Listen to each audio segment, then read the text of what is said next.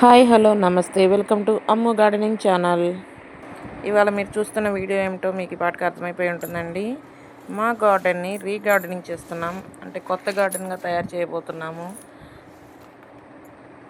Already మీకు చూపించేశాను ఇంతకుముందంతా నా గార్డెన్ని, కానీ ఈసారి న్యూ లుక్లో మా గార్డెన్ తయారవబోతుంది. మా ప్రయత్నం మేము చేస్తున్నామండి. కాకపోతే చెట్ల నిండా గులాబీ పూలు ఇచ్చిపోయి ఉన్నాయి. ఇలా విచ్చుకుపోయి రాలిపోతున్నాయి కోస్తుంటే కూడా. కాకపోతే చూడ్డానికి 2 డేస్ అయినా ఇంట్లో వాటర్లో వేస్తే చాలా క్యూట్గా అందంగా ఉంటాయి కాబట్టి అన్ని గులాబీలు కోసేస్తున్నానండి. కోయడానికి గల కారణం ఇంకోటి కూడా ఉంది. ఏమిటంటే ఇలా మొత్తం ఇచ్చిపోయినాయి.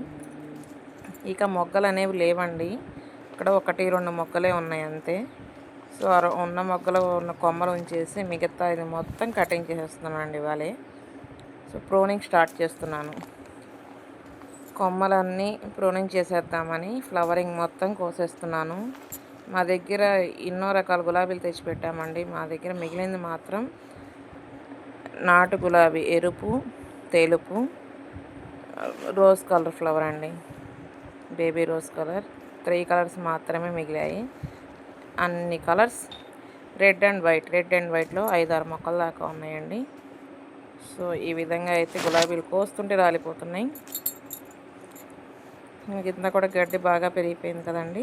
సో మొత్తం క్లీనింగ్ స్టార్ట్ చేస్తున్నాం మళ్ళీ కొత్తగా. అది చూసారా ఎలా రాలి పడిపోతున్నాయి కాడ కట్ చేస్తుంటేనే. చెట్టు అంతా గులాబీలేనండి, చాలా గుబురైపోయింది. చెట్టు దగ్గరికి వెళ్ళాలి అన్నా కూడా చాలా ఇబ్బందిగా ఉంది. అన్ని కొమ్మలు పుచ్చుకుంటున్నాయి బాగా. సో ప్రూనింగ్ అనేది స్టార్ట్ చేస్తున్నాను. ఈ రోజ్ వాటర్ కూడా తయారు చేసుకోవచ్చు అంటున్నారు, కానీ నేను ఎప్పుడు ట్రై చేయలేదండి రోజ్ వాటర్.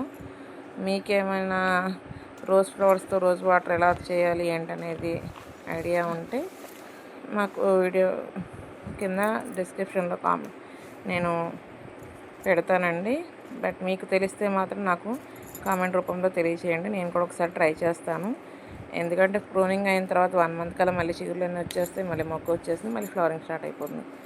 మ్యాక్సిమం ఒక 1 మంతేనండి ఫ్లవరింగ్ ఉండకుండా ఉంటుంది.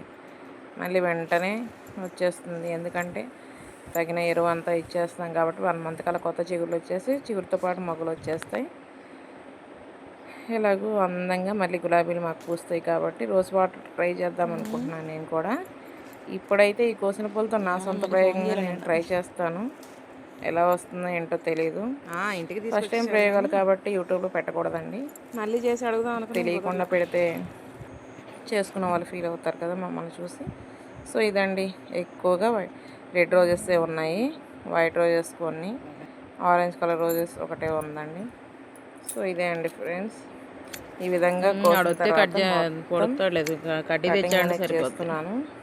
రెడ్ గారు చేయడానికి చివర్లు మాత్రం ఎందుకు కట్ చేస్తున్నాను అంటే ఈ కొమ్మలు ఇందులో ముదిరిపోయినవి మనకి స్టెమ్ నాటడానికి వీలుగా ఉన్న కొమ్మ కోసం నేను పైన కట్ చేసేస్తున్నానండి. ఇందులో చూసుకొని మళ్ళీ వీటిని చిన్న పాట్స్లో చిన్న చిన్న కొమ్మలుగా నేను కట్ చేసి పెడతాను. అప్పుడు ఇవి నాకు మళ్ళీ కొత్త గులాబీ మొక్కగా తయారవుతుంది. సో పాట్స్లో నేనైతే ప్రతిసారి ఇదే చేస్తున్నానండి.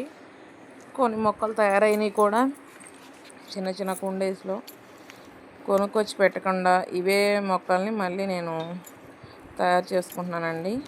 ఈ సెక్షన్ కటింగ్ చేసిన ప్రతిసారి ఒక చిన్న సైజు కొమ్మలన్నీ ఒకటే లెవెల్లో కట్ చేసుకొని క్రాస్ కటింగ్ కట్ చేసుకొని మీకు అది కూడా వీలైతే ఒకసారి నేను వీడియో పెడతానండి ఎలా చేస్తున్నానో, నేను ఎలా గులాబీ మొక్కలు ఎక్కువ తెచ్చుకుంటున్నాను అనేది. సో ఒకటే కుండీలో మొత్తం లైన్గా ఒక 10 వాటి చివర